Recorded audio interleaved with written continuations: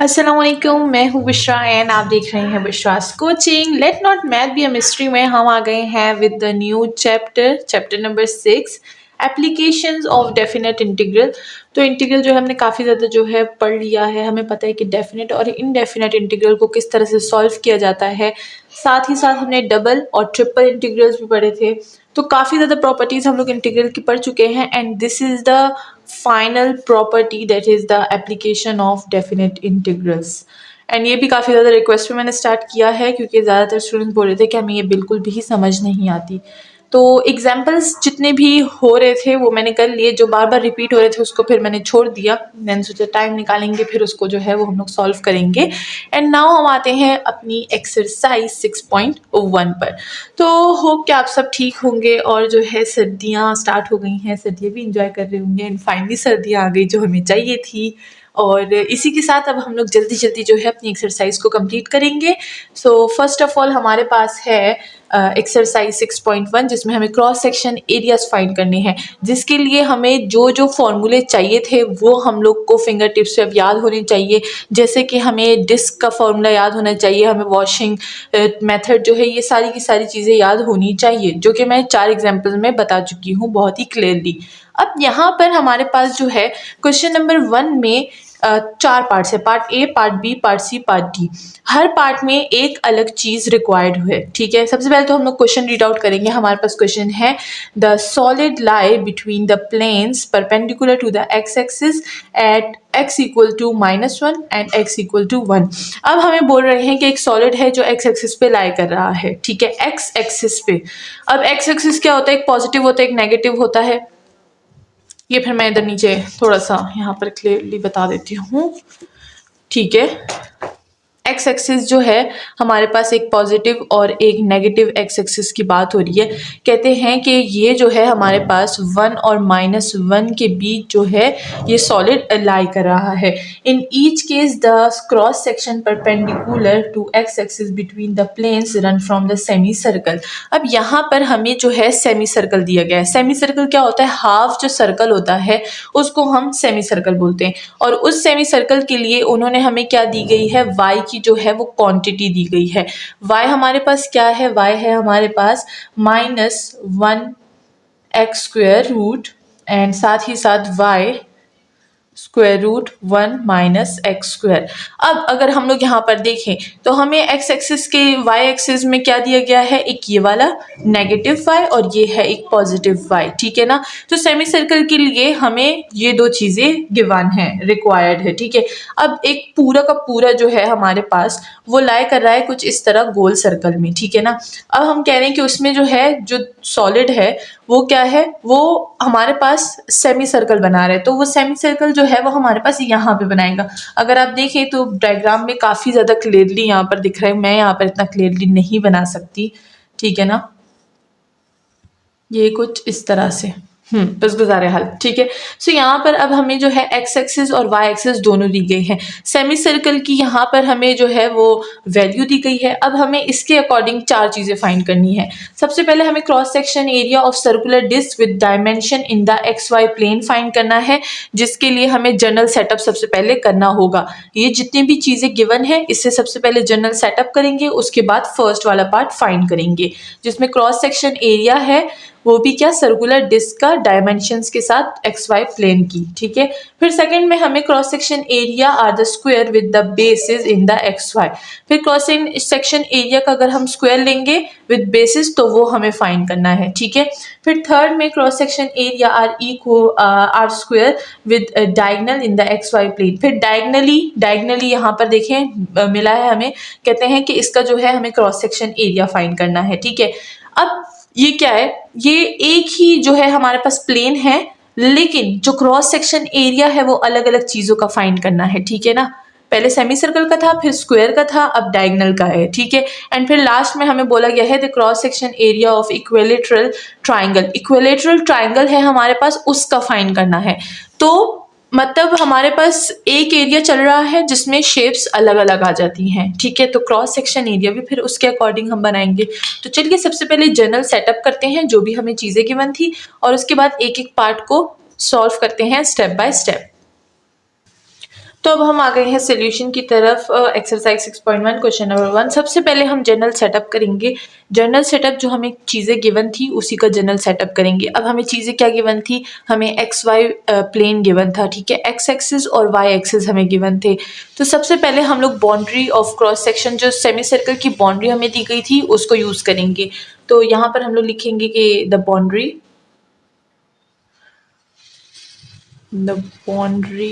For cross section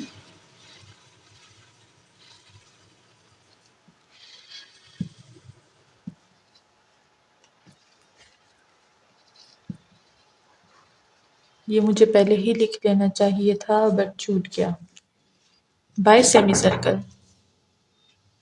तो हमें जो है क्रॉस सेक्शन एरिया गिवन था टॉप का और एक बॉटम का।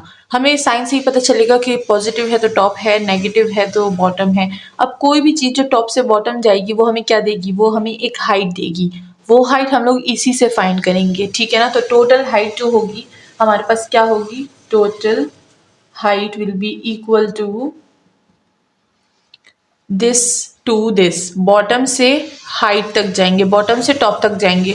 तो बॉटम को जो है हम लोग ये ले लेंगे, ये हो जाएगा हमारे पास 1 माइनस एक्स स्क्वेयर माइनस, और इसको माइनस कर देंगे, ठीक है, और वो ऑलरेडी भी माइनस था, ठीक है। अब हमने क्या किया, हमने इसको इससे सब्ट्रैक्ट कर दिया, तो हमारे पास टोटल हाइट हो जाएगी। टोटल हाइट में हमने माइनस किया, माइनस इंटू माइनस हमारे पास क्या आएगा, ये हो जाएगा हमारे पास प्लस, और ये हो जाएगा 1 minus x square root with 2, ठीक है। दोनों स्क्वायर रूट्स जब ऐड होंगे तो हमारे पास 2 आएगा, और ये हो गई हमारी टोटल हाइट। टोटल हाइट को हम h ऑफ x से डिनोट कर देंगे। अब इस टोटल हाइट को हम लोग यूज़ करेंगे in the first, second, third and fourth part, ठीक है। तो ये हो गया हमारे पास एक वैल्यू, इस वैल्यू को हम यहाँ पर सेव कर देंगे और इसको इस्तेमाल करेंगे इन ईच पार्ट जहाँ पर भी हमें ज़रूरत पड़ेगी, ठीक है। तो चलिए अब फर्स्ट पार्ट को स्टार्ट करते हैं। सो आ गए हम लोग फर्स्ट पार्ट की तरफ, जहाँ पर हमें फाइंड करना था सर्कुलर डिस्क, ठीक है। सर्कुलर डिस्क के लिए हमने यहाँ पर जो है ये वाली वैल्यू जो हाइट थी h ऑफ x, उसको यहाँ पर सेव कर लिया है। सर्कुलर डिस्क के लिए हमें जो है डायमीटर की ज़रूरत होती है, ठीक है। डायमीटर क्यों, क्योंकि हमारे पास सर्कुलर डिस्क के फॉर्मूले में था। सर्कुलर डिस्क का फॉर्मूला क्या था, अगर याद हो आपको, तो मैंने बताया था सर्कुलर डिस्क का फॉर्मूला है a of r equal to pi r of x का होल स्क्वायर, ठीक है। तो यहाँ पर हमें जो है r के लिए चाहिए डायमीटर, और डायमीटर किस चीज़ के इक्वल होता है, यहाँ पर हम लोग डायमीटर को हाइट के इक्वल लेंगे, ठीक है। तो यहाँ पर मैंने स्टेटमेंट लिखा हुआ है कि diameter is equal to h of x। सो जो रेडियस होगा वो हमारे पास क्या होगा, half of the diameter. Diameter क्या है, डायमीटर है h ऑफ x। तो radius of the disc is half of the h of x। तो अगर हम लोग रेडियस यानी r ऑफ x फाइंड कर रहे हैं तो वो है h ऑफ x बाय 2 के, और h ऑफ x की वैल्यू क्या है, 2 square root 1 minus x square divided by 2, क्योंकि हमें हाफ चाहिए, ठीक है।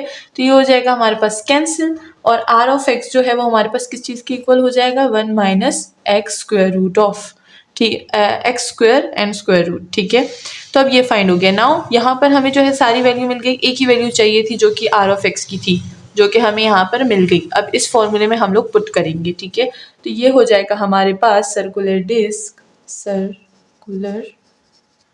Disc is equal to a of r pi r x of square, ठीक है।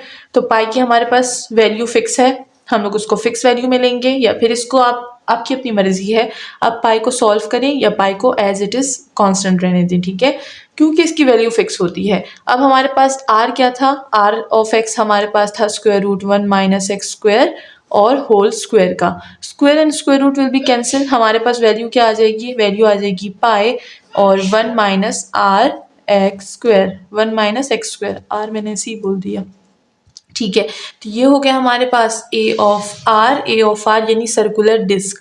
बहुत ही सिंपल था सर्कुलर डिस्क को फाइंड करना। जो स्टेटमेंट मैंने यहाँ पर लिखी है आपने मस्ट अपने पास इसको लिख देना है, एंड ये मेंशन भी करनी है, क्योंकि अगर जाहिर सी बात है मैंने कोई स्टेटमेंट लिखी है तो इंपॉर्टेंट ही होगी, क्योंकि मैं स्टेटमेंट ज़्यादा लिखती नहीं हूँ।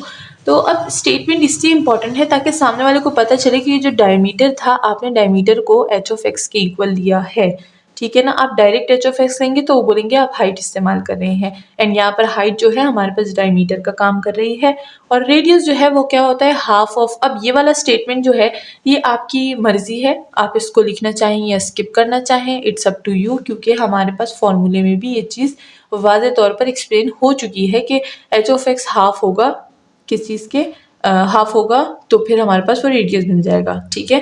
तो ये था हमारा फर्स्ट पार्ट। नाउ चलते हैं सेकंड पार्ट की तरफ जिसमें हमें फाइंड करना है squares with the basis in the x y plane.